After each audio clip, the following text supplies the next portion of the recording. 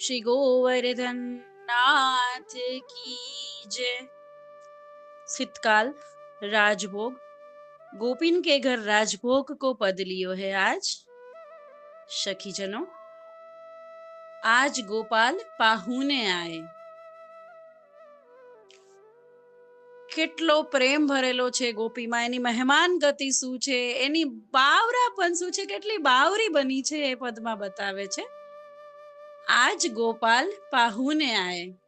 आज श्री ठाकुर जी यशोदोत्संग लालित नंद नंदन गोपीजन वल्लभ माधव गोविंद प्रभु कमल नयन पाहुने मेहमान। पाहुने એટલે પરોણા, પરોણા એટલે મહેમાન। આए નિરખી નેન અઘાયરી। અઘાયરી એટલે ન ધરાય તેવું। આવો મોકો ક્યારે મળવાનો હતો કે કમળ સમાન સુંદર જેમનું વદન છે, સુંદર વદન કમલ की शोभा મોમન રહ્યો હે લુભાયરી।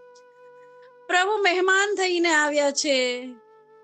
વિચાર તો કરો વૈષ્ણવજનો, ક્યારેક પ્રભુ આપણા ઘરે મહેમાન થઈને આવે, આપણી હાલત શું થઈ જાય, આપણું મનસ્થિતિ શું થઈ જાય। એ મનસ્થિતિ શું છે ગોપી અહીંયા બતાવે છે। નિરખી નૈન અઘાયરી, એ ધરાતી નથી, એને કે આવો નિરખવાનો મોકો ક્યારે મળવાનો હતો। એ નિરખ્યા જ કરે છે પ્રભુને। કેવું વદન કમલ છે, સુંદર વદન કમલ। કમળ સમાન સુંદર વદન એટલે લાલ, અનુરાગયુક્ત, કોમળ, શીતળ, સુગંધિત એવં શોભાયુક્ત। એનું મન લોભાયા જ કરે છે પ્રભુને જોવામાં, એના શૃંગારના દર્શનમાં, એના ચરણારવિંદના દર્શનમાં, એના શ્રીઅંગના દર્શનમાં। હવે ગોપી વિચારે છે કે નિરખો કે ટહલ કરું, એકો નહીં બનત ઉપાયરી। जैसे लता पवन बश द्रुमशो छूटत फिर लपटायरी। के निरखू, निरखू के टहल करूं, કે મહેમાન ગતિ કરું। હવે પ્રભુ પધાર્યા છે, એને સુંદર આરોગાવવું છે, એને જલ પીવડાવવું છે, એને સુંદર આસન પર બિરાજવા છે। ટહલ બતાવી છે, મહેમાન ગતિ અહીંયા। એકો નહીં બનત ઉપાયરી, ને રખવાય છે, ટહલે કરવી છે, દોડા દોડીમાં આમ તેમમાં ગોપી ઘડીક જાય છે, ઘડીક આવે છે, તો એમાં એટલી બાવરી બની ગઈ છે કે કઈ જ નથી થતું, નથી પ્રભુને નિરખી શકતી કે નથી ટહલ કરી શકતી।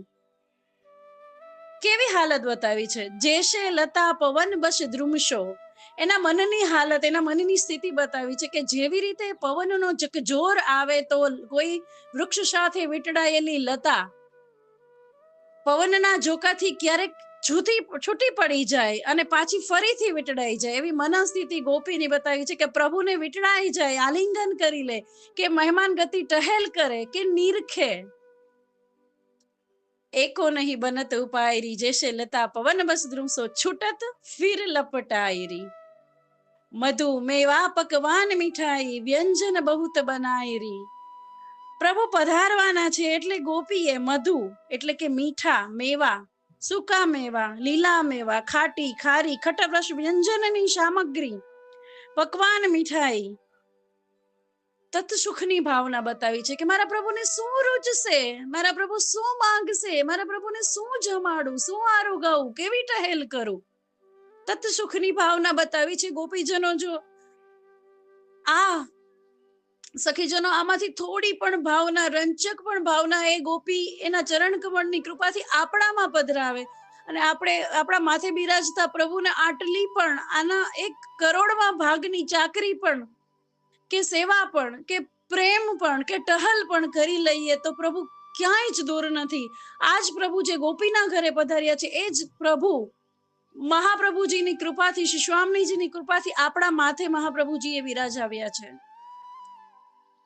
રાગ રંગ મે ચતુર શૂર પ્રભુ કેસે સુખ ઉપજાય। પ્રભુને કેવી રીતે સુખ ઉપજાય? રાગ રંગ મે ચતુર એટલે પ્રભુ ખૂબ ચતુર છે, રાગમાં, રંગમાં જાણકાર છે, વિશેષજ્ઞ છે।